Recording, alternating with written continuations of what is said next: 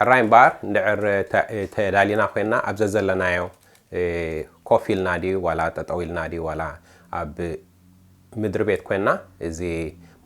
ማይንድፉል ብሪዚንግ ንብሎ ዘለና ክንከታተል ኢና ኮፍ ኢልና እንድዕር ሃሊና ኣካላትና ትኽ ክብል ክኸል ኣለዎ ሕቆና ሰጥ ኢሉ ኣፍ ልብናውን ግትር ኢሉ ኮፍ ክንብል ኣለና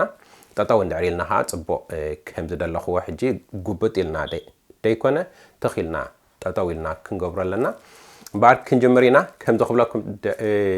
ድጸናሕኩ ብኣፍንጫና ክነተንፍስ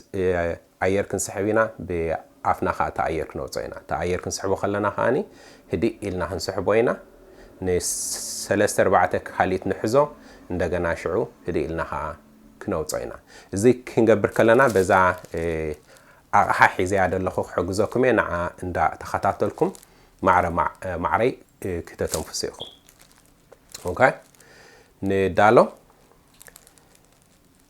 1 2 3 4 ንሰለስተ ካሊት ክንሕዞ ኢና 1 2 3 ቀሰይ ኣቢልና ብኣፍና ኸ ተኣየር ክነውፅኦ ኢና 1 2 3 እንደገና ህድእ ኢልና ክንስሕብ ኢና ኣየር ብኣፍንጫና ንስሓቦ 1 2 3 4 ንሰለስተ ካሊት ንሓዞ 2 3 እንደገና ህድእ ኢልና ነውፃዮ 2 3 4 እንደገና ኣየር ክንስሕብ ኢና 1 2 3 4 ሰለስተ ካሊት ንሓዞ 2 3 ህድእ ኢልና ነታ ኣየር ነውፃዮ 2 3 4 እንደገና 1 2 3 4 ሰለስተ ካሊት ንሓዞ 2 3 ቀሰይ ኢልና ብኣፍና ነውፃዮ 1 2 3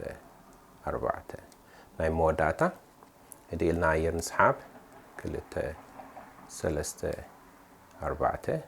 ሰለስተ ካሊት ንሓዞ 2 3 ቀሰይ ኢልና ነውፃዮ 2 3 4 ኦኬ ከምዚ ክትሪእዎ ፀናሕኩም ደጋጊምኩም ኣብ መዓልቲ ሰለስተ ግዜ ፕራክቲስ ክትገብርዎ እንድዕር ክኢልኩም ንጎ ክትስእዎ ከለኹም ቅድሚ ዝኾነ ስራሕ ምጅማርኩም ድዩ ዋላ ዝኾነ ኣክቲቪቲ ፋዱስ ከዓኒ ድሕሪ ምሳሕ ይኹን ቅድሚ ናብ ድቃስ ምኻድና ንሰለስተ ደቂቕ እንድዕር ፕራክቲስ ክንገብሮ ክኢልና ብዙሕ ጥቕሚ ኣለዎ እዚኣ ከም ናይ መጀመሪ ኮይና ኣብ ድመጽኻኒ ሞር ኣድቫንስድ ዝኾነ እቲ ኣተናፍሳን ኣሰራርሓን ክንሪኢና ንሕጂ ግን ዝኾነ ሕቶታት እንድዕር ሃሊኩም ጽሓፉለይ ደጋጊምኩም ረእይዎ ዝኾነ ምልክታት ድዩ ሕቶታት ድዩ ካልእ እንድዕር ሃሊ እውን ብዝኾነ እቲ መዳያት ክጽሕፉለይ ትኽእሉ ኢኹም ቀሰይ ኢልና ኸ በብሓደ ሕቶታት ክንምልስ ኢና ንሕጂ ግን ኣብዚ ወዲእና ኣለና ይቐኒየለይ